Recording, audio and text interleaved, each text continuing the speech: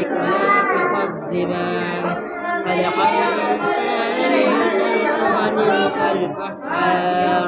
وخلق الجن من مارج من نار فبأي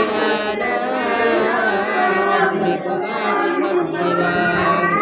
رب المشرقين ورب المغربين فبأي آلاء ربكما تكذبان مرج البحرين يلتقيان بينهما برزخ لا يبغيان فبأي آلاء ربكما تكذبان يخرج منهما اللؤلؤ والمرجان فبأي آلاء ربكما تكذبان وله الجوار